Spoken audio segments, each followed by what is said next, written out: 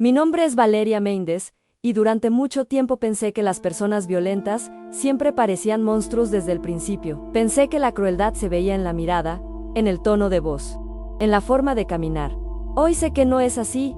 Algunas personas aprenden a esconder la violencia detrás de sonrisas educadas, buenos modales y promesas bonitas. Algunas personas esperan el momento exacto en que ya te sientes atrapada para mostrar quiénes son realmente. Antes de continuar, quiero que me digas en los comentarios desde dónde estás escuchando esta historia. Ciudad, estado, país.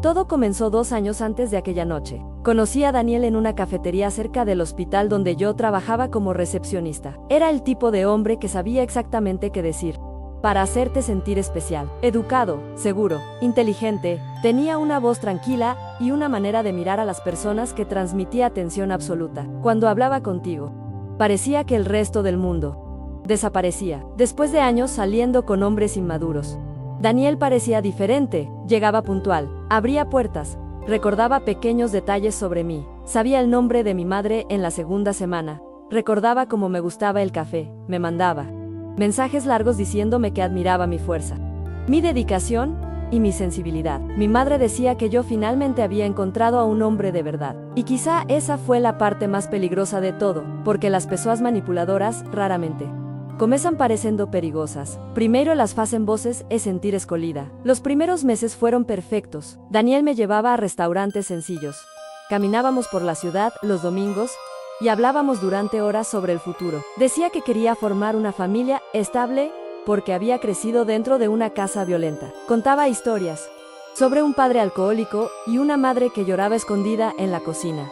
Yo sentía pena y también admiración. Pensaba que él había sobrevivido al dolor sin convertirse en alguien amargado. Hoy entiendo que algunas personas usan sus heridas como herramientas. Los primeros signos aparecieron de manera tan pequeña que casi parecían normales. Primero fue un comentario sobre mi ropa, después una crítica disfrazada de preocupación. Luego empezó a preguntar demasiado sobre mis amigos. Ese compañero de trabajo te mira diferente. Tu amiga Clara tiene malas influencias. No me gusta cuando publicas fotos tan expuestas. Nada parecía grave. Aislado, ese es el problema. La manipulación rara vez comienza con gritos, comienza con pequeñas correcciones, con pequeñas culpas, con pequeñas inseguridades plantadas lentamente dentro de tu cabeza. Cuando nos comprometimos, muchas personas dijeron que yo parecía más callada, más cansada, pero yo siempre encontraba explicaciones. El trabajo, el estrés, los preparativos de la boda. La verdad es que Daniel ya controlaba casi toda mi rutina. Escogía los restaurantes, escogía con quién salíamos, escogía qué problemas eran importantes y cuáles eran dramas innecesarios. A veces discutíamos y él desaparecía durante horas. Después volvía llorando, diciendo que tenía miedo de perderme porque me amaba demasiado. Y yo lo perdonaba. Siempre. 3 meses antes de la boda ocurrió algo que debería haberme hecho irme. Habíamos salido a cenar con unos amigos de él. Durante la conversación, hice una broma inocente sobre cómo Daniel tardaba demasiado escogiendo películas. Todos rieron, todos menos él. Su rostro cambió apenas por un segundo, pero yo vi, aquella noche, dentro del coche. Permaneció en silencio durante casi 20 minutos. Después estacionó en una calle vacía y me preguntó si me gustaba humillarlo delante de otras personas. Intenté explicar que era solo una broma. Él golpeó el volante tan fuerte que yo me sobresalté. Nunca vuelvas a hacerme quedar como un idiota.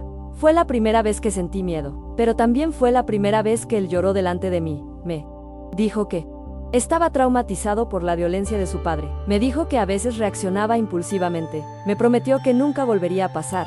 Y yo elegí creerle, porque cuando una persona ya logró manipular tus emociones, comienzas a dudar de tus propios límites. Las semanas siguientes fueron extrañamente perfectas. Flores, mensajes románticos, regalos inesperados. Daniel actuaba como el hombre más amoroso del mundo. Hoy sé que aquello tenía nombre: compensación. Las personas abusivas suelen alternar crueldad y afecto porque así mantienen a la víctima emocionalmente confundida. El día de la boda llegó en noviembre. El salón estaba lleno.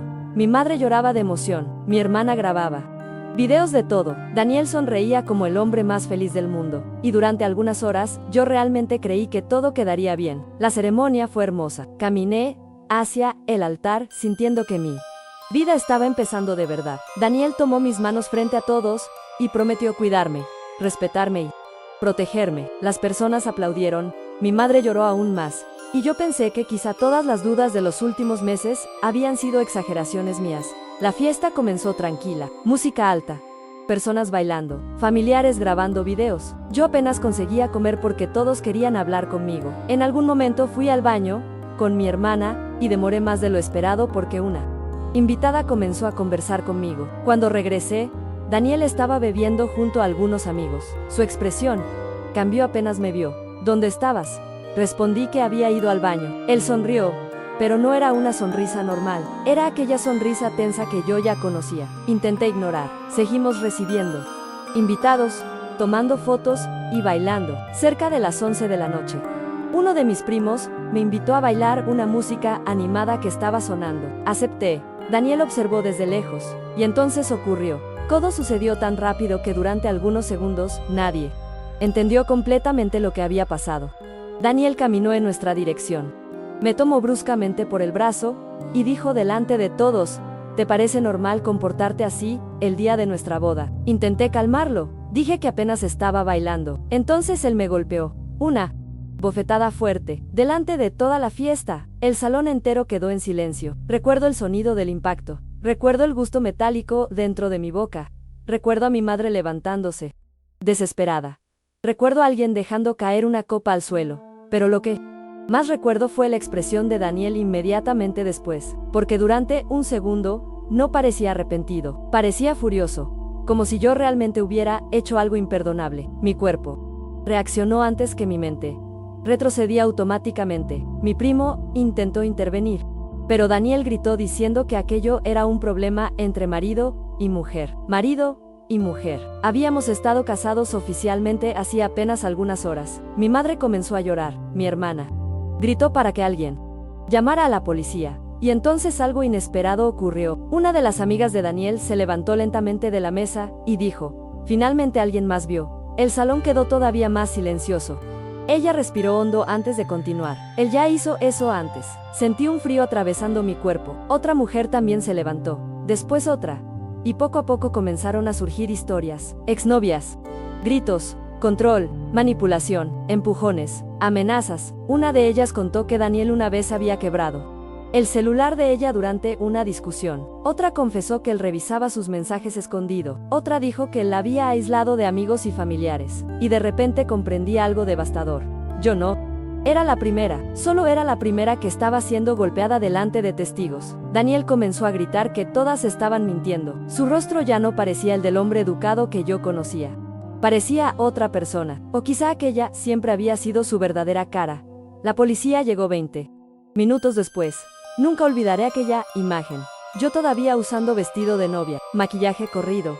Mi madre abrazándome mientras dos policías intentaban contener a Daniel. Los invitados observando en silencio, algunos grabando, otros evitando mirarme. Aquella noche terminó en una comisaría, prestando declaración, llorando dentro de un baño pequeño mientras intentaba entender cómo mi vida había cambiado tan rápido. Durante horas me sentí humillada, derrotada, rota, pero al amanecer ocurrió algo que transformó completamente mi manera de ver todo aquello. Mi hermana me mostró las redes sociales. Los videos de la agresión ya estaban circulando, miles de personas comentando, y entre aquellos comentarios aparecían decenas de mujeres contando historias parecidas, no necesariamente sobre Daniel, sobre otros hombres, otros novios, otros maridos, otras relaciones aparentemente perfectas que escondían violencia silenciosa. Por primera vez entendí que mi historia no era apenas una tragedia personal, era parte de algo mucho mayor. Las semanas siguientes fueron extremadamente difíciles. Daniel intentó contactarme innumerables veces. Primero pidió perdón, después dijo que estaba enfermo. Luego culpó al alcohol, más tarde culpó mi comportamiento. Después volvió a pedir otra oportunidad. Era un ciclo: manipulación, culpa, victimismo, promesas y finalmente amenazas veladas. Vas a destruir nuestra vida por un error. Las personas cambian. Nadie te va a amar como yo. Durante algún tiempo sentí culpa. Y eso es algo que muchas personas no entienden sobre relaciones abusivas, incluso después de la violencia. La víctima muchas veces sigue emocionalmente confundida, porque el miedo y el amor pueden coexistir dentro de una persona traumatizada. Pero algo dentro de mí había cambiado aquella noche, tal vez porque la violencia finalmente ocurrió delante de otras personas, tal vez porque ya no era posible seguir inventando excusas, o tal vez porque por primera vez, otras mujeres habían confirmado que yo no estaba imaginando las señales. Solicité una orden de alejamiento. Cancelé oficialmente el matrimonio apenas semanas después. Y durante meses tuve miedo de salir sola. Miedo de verlo, miedo de escuchar su voz, miedo de volver a convertirme en aquella mujer insegura que pedía disculpas por todo. La recuperación fue lenta. Terapia, crisis de ansiedad, pesadillas, vergüenza, porque existe una humillación específica en descubrir que la persona que prometía protegerte era exactamente la persona de quien necesitabas protección. Un año después, recibí un mensaje inesperado. Era de una de las exnovias de Daniel. Ella escribió apenas una frase: gracias por haberlo denunciado. Descubrí entonces que, después del escándalo público, otras mujeres también habían tenido el valor de hablar.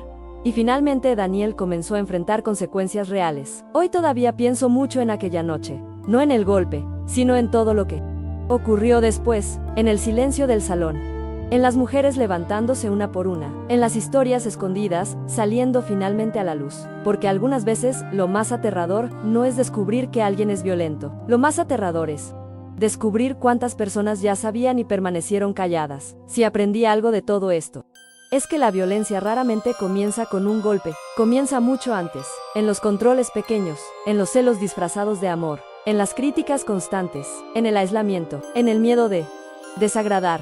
Y cuando finalmente llega la agresión física, la víctima muchas veces ya está emocionalmente atrapada. Hoy sigo reconstruyendo mi vida. Todavía tengo dificultades para confiar en las personas. Todavía siento ansiedad cuando alguien levanta demasiado la voz cerca de mí. Pero también aprendí algo importante. Sobrevivir no significa apenas escapar. Significa recuperar lentamente la capacidad de confiar nuevamente en tu propia percepción. Porque durante mucho tiempo Daniel me hizo creer que yo exageraba, que yo era sensible, que yo interpretaba todo mal. Y quizá esa fue la parte más peligrosa de toda la historia. No el golpe delante de todos, sino el tiempo que pasé aprendiendo a desconfiar de mí misma antes de que aquello ocurriera. Y si alguien que está escuchando esta historia vive algo parecido, quiero que recuerde una cosa: el amor no debería hacerte sentir miedo constante, no debería aislarte, no debería hacerte pedir disculpas por existir, y nunca, jamás, debería hacerte sentir que mereces ser humillada para mantener una relación, porque ninguna promesa, ningún anillo, ningún matrimonio vale el precio de perder lentamente quién eres. Durante mucho tiempo pensé que aquella noche había sido el final de mi historia con Daniel, pero la verdad es que apenas fue el comienzo de algo todavía más difícil, porque escapar físicamente de una persona violenta es una cosa. Reconstruir tu mente después de años de manipulación es otra completamente diferente. Las primeras semanas después del escándalo fueron un caos absoluto. Dormía en la casa de mi madre porque tenía miedo de quedarme sola. Cada vez que escuchaba un coche detenerse frente a la casa, mi cuerpo entero se tensaba. Cada llamada desconocida me hacía sentir náuseas. Cada mensaje nuevo me provocaba ansiedad. Daniel seguía intentando entrar en mi vida de todas las maneras posibles. A veces enviaba flores, a veces enviaba mensajes enormes diciendo que estaba destruido. En otras ocasiones fingía estar preocupado por mi salud emocional. Sé que estás confundida. No quiero que destruyas tu vida por una mala noche. Lo que pasó no me representa. Durante algún tiempo, una parte de mí todavía quería creerle.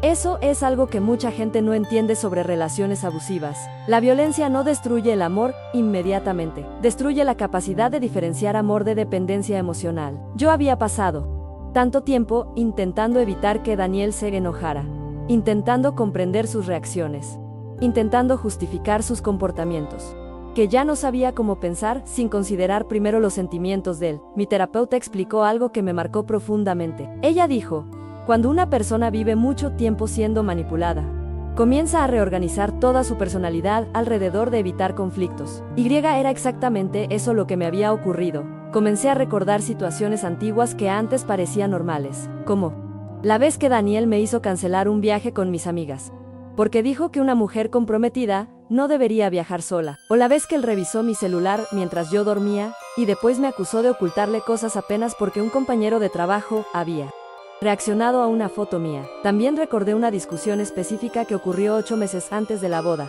Yo había conseguido una oportunidad de ascenso en el hospital. Era un puesto mejor, más salario, más responsabilidades. Cuando le conté emocionada, Daniel sonrió durante algunos segundos.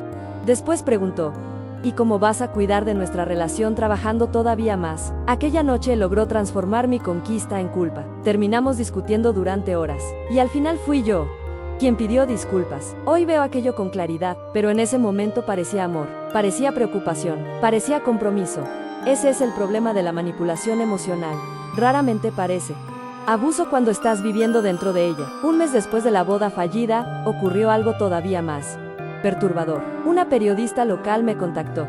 Quería entrevistarme sobre el video que se había vuelto viral. Mi primera reacción fue rechazar inmediatamente. Yo estaba agotada, humillada. La idea de exponer todavía más mi vida me aterrorizaba. Pero aquella periodista me dijo algo que permaneció en mi cabeza durante días. Muchas mujeres están viendo su historia y reconociéndose en ella. Acepté dar la entrevista. Recuerdo exactamente cómo me sentía aquel día. Las manos sudando, la garganta seca, vergüenza, mucha vergüenza, porque existe una presión silenciosa sobre las mujeres para aparentar que eligieron correctamente a sus parejas, cuando una relación fracasa de manera violenta. Muchas veces, la víctima también se siente culpable por no haber visto las señales antes. Durante la entrevista, conté apenas una parte de todo, pero incluso así el impacto fue enorme. Durante las semanas siguientes recibí cientos de mensajes, mujeres describiendo relaciones idénticas, historias de novios controladores, maridos agresivos, prometidos ciumentos, hombres que gritaban en privado y sonreían en público. Una mujer escribió algo que nunca olvidé. Vi el video de tu boda y fue como verme a mí misma 5 años atrás.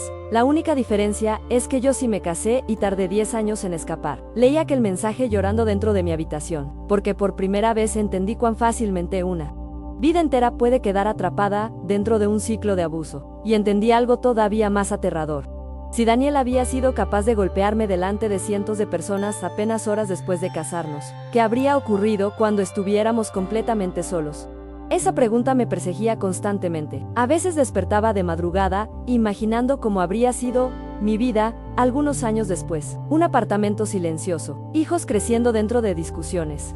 Yo alejándome lentamente de amigos y familiares, aprendiendo a medir palabras, aprendiendo a caminar cuidadosamente alrededor del humor de otra persona, aprendiendo a sobrevivir emocionalmente, porque la violencia doméstica raramente comienza con destrucción inmediata, comienza con adaptación, con pequeñas renuncias, con pequeños silencios, con pequeños miedos normalizados lentamente, y un día la víctima ya no reconoce la propia vida. 3 meses después de la agresión, Daniel violó la orden de alejamiento. Yo estaba saliendo del supermercado cuando lo vi apoyado contra su coche, observándome desde el estacionamiento. Mi cuerpo entero congeló. Él sonrió lentamente y caminó en mi dirección. No gritó, no hizo escándalo, y quizá eso fue lo más aterrador. Parecía completamente tranquilo. Solo quiero hablar. Intenté ignorarlo. Seguí caminando. Entonces él dijo una frase que todavía me produce escalofríos. Nadie te va a conocer como yo te conozco. Aquello no sonó romántico, sonó como amenaza. Llamé inmediatamente a la policía. Daniel se fue antes de que llegaran, pero aquella noche entendí que todavía sentía miedo real. De él, no apenas miedo físico, miedo psicológico, miedo de volver a caer dentro de su influencia, porque las personas manipuladoras aprenden exactamente cuáles son tus fragilidades emocionales y saben utilizarlas. La terapia comenzó a cambiarme lentamente. Mi psicóloga me pidió un ejercicio específico, escribir todos los momentos en los que yo había sentido incomodidad durante la relación. Todos, incluso los aparentemente pequeños. Pasé horas escribiendo, y cuanto más escribía, más aterrador todo parecía. Recordé que Daniel criticaba discretamente mi apariencia cuando yo usaba ropa que llamaba demasiado la atención. Recordé que lo odiaba cuando yo pasaba demasiado tiempo con mi familia. Recordé que siempre conseguía transformar cualquier discusión en algo donde él terminaba siendo la víctima. Recordé que yo había dejado de publicar fotos, dejado de salir con amigas y dejado de expresar opiniones fuertes para evitar conflictos. Y entonces comprendí algo devastador. Yo ya no era la misma mujer que había conocido a Daniel en aquella cafetería. Había desaparecido lentamente, intentando mantener la relación funcionando. Esa comprensión me destruyó durante algún tiempo, pero también fue el inicio de mi recuperación, porque solo conseguimos reconstruirnos cuando finalmente entendemos cuánto nos perdimos. Un domingo por la tarde, casi 6 meses después de la boda, mi madre se sentó conmigo en la cocina y dijo algo que nunca olvidaré. Yo veía que algo estaba mal. Le pregunté, porque nunca dijo nada. Ella bajó la mirada antes de responder, Tenía miedo de perderte si insistía demasiado. Aquella conversación me hizo pensar profundamente en cuántas familias perciben señales de abuso y aún así permanecen paralizadas, a veces por miedo, a veces por inseguridad, a veces porque la propia víctima parece defender tanto al agresor que nadie sabe cómo intervenir. Mi hermana confesó algo parecido días después. Dijo que varias veces quiso preguntarme si yo realmente estaba feliz, pero siempre que intentaba tocar el tema, yo inmediatamente defendía a Daniel. Y eso también es común en relaciones abusivas. La víctima muchas veces protege emocionalmente al agresor antes incluso de protegerse a sí misma. Con el tiempo, volví a trabajar normalmente, pero todavía era difícil. Algunos pacientes del hospital me reconocían por el video. Algunas personas me miraban con pena, otras con curiosidad. Había días en que yo deseaba desaparecer. Sin embargo, poco a poco algo comenzó a cambiar. Las mujeres que me escribían dejaron de parecer apenas desconocidas. Comencé a responder mensajes, a conversar, a escuchar historias, y por primera vez entendí el tamaño silencioso de ese tipo de violencia. Mujeres inteligentes, fuertes, independientes, todas preguntándose la misma cosa. Como no me di cuenta antes, la respuesta era siempre la misma, porque el abuso emocional raramente llega de forma brutal desde el inicio. Si llegara, nadie permanecería. Él llega lentamente, disfrazado de amor, disfrazado de preocupación, disfrazado de protección, hasta que un día la víctima ya no consigue distinguir control de cuidado. Casi un año después de la boda frustrada, recibí una noticia inesperada. Daniel había sido denunciado nuevamente. Otra mujer, otra relación, otra historia parecida. Recuerdo sentir una mezcla extraña de alivio y tristeza. Alivio porque finalmente las personas comenzaban a verlo como realmente era. Y tristeza porque alguien más había sufrido. Aquella noche me senté sola en la terraza de la casa de mi madre, observando la calle vacía. Y pensé mucho sobre cómo algunas personas pasan años construyendo máscaras sociales perfectas. Daniel parecía amable, educado, carismático. Las personas confiaban en él inmediatamente. Y quizá eso sea una de las cosas más peligrosas sobre ciertos abusadores. Ellos entienden exactamente cómo parecer buenos delante del mundo. Hoy todavía estoy reconstruyendo partes de mí misma.